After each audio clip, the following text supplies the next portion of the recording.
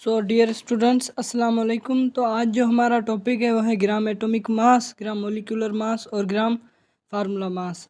तो चलें स्टार्ट करते हैं। जैसे कि हम डिस्कस करके आए हैं पहले ही, ओके, जो सब्सटेंसेस जो हैं वो एटम्स।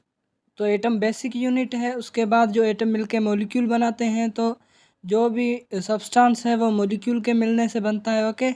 एटम्स से एलिमेंट बनता है सेम एटम से, और मॉलिक्यूल्स से फॉर एग्जांपल कोई कंपाउंड है, वाटर है, वो मॉलिक्यूल से बनता है। और फार्मूला यूनिट्स, तो फार्मूला यूनिट्स आयोनिक कंपाउंड्स को बनाते हैं, okay. For example sodium chloride जो है वो आयोनिक कंपाउंड है, तो उसका फार्मूला यूनिट है सोडियम क्लोराइड, ओके। तो ये है फार्मूला यूनिट। तो आयोनिक कंपाउंड्स के जो भी स्मॉल मॉलिक्यूल हैं उन्हें हम फार्मूला यूनिट कहते हैं, ओके। तो आगे बढ़ते हैं कि जो मास ऑफ एटम है वो एटॉमिक मास होता है, मास मॉलिक्यूल का जो होता है वो मॉलिक्यूलर मास होता है, और जो फार्मूला यूनिट का मास होता है उसे हम फार्मूला मास कहते हैं, ओके। तो ये जो भी मासेस हैं इन्हें हम AMU में रिप्रेजेंट करते हैं, ओके। तो पहले हम पढ़ के आए हैं।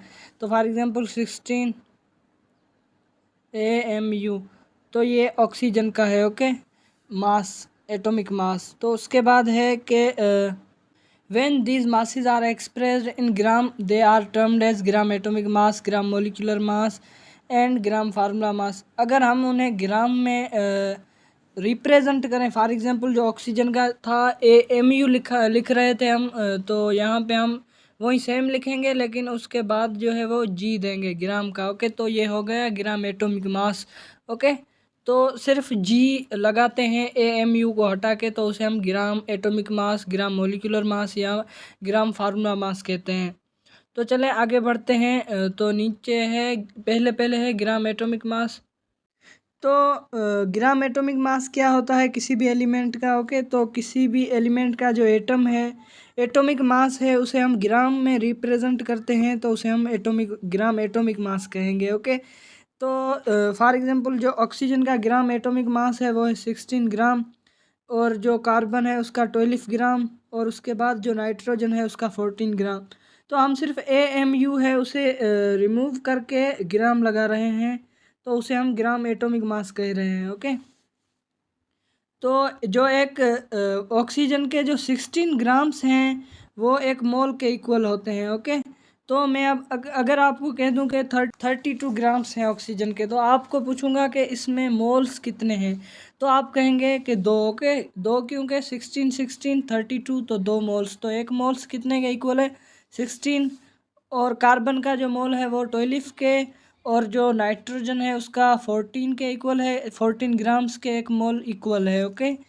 तो उसके बाद है कि ग्राम मोलिकुलर मास। तो ग्राम मोलिकुलर मास क्या होता है? किसी भी मोलिक्यूल का जो मास है उसे ग्राम्स में रिप्रेजेंट करना, उसे हम ग्राम मोलिकुलर मास कहते हैं, ओके। तो उसके बाद है कि किसी भी मॉलिक्यूल का जो मॉलिक्यूलर मास है वो एक मोल के इक्वल होता है, ओके। जो भी ग्राम मॉलिक्यूलर मास है वो एक मोल के इक्वल होता है। तो फॉर एग्जांपल ऑक्सीजन जो मॉलिक्यूल है उसका जो ग्राम में मॉलिक्यूलर मास है वो है 32। तो ये जो 32 ग्राम्स हैं ये ऑक्सीजन के एक मोल के इक्वल हैं, ओके। तो मतलब कि जो 32 का एक मोल में कह दूं या 32 ग्राम्स कह दूं तो वो दोनों इक्वल हैं। इसी तरह जो वाटर है, वाटर का जो ग्राम मोलिकुलर मास है वो है 18 ग्राम। तो ये भी वाटर का एक मोल, जो वाटर का एक मोल इक्वल होता है वो है 18 ग्राम्स के, ओके। तो इसी तरह जो इथानॉल जो एल्कोहल है जिसे इथाइल एल्कोहल भी कहते हैं, ओके। तो इसका जो मोलिकुलर मास है, ग्राम मोलिकुलर मास है वो है 46 ग्राम्स। तो वो 46 ग्राम्स जो हैं वो इथानॉल एल्कोहल के एक मोल के इक्वल है, ओके। तो ये है ग्राम मोलिकुलर मास। तो उसके आगे बढ़ते हैं ग्राम फार्मूला मास, ओके। तो ग्राम फार्मूला मास को समझने से पहले कुछ बेसिक्स समझते हैं।